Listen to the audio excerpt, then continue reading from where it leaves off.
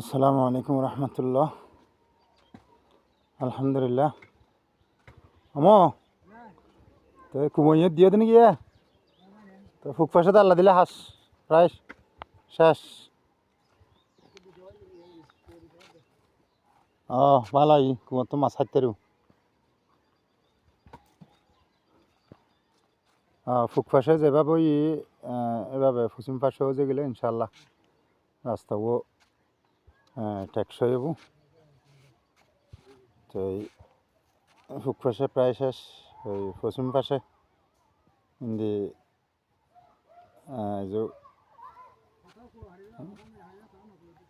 পশ্চিম পাশে আমার রেজিনি বাইর করে ফেলিও না দা আর আছে দিন কেন রেজিনি লো ফেলিও।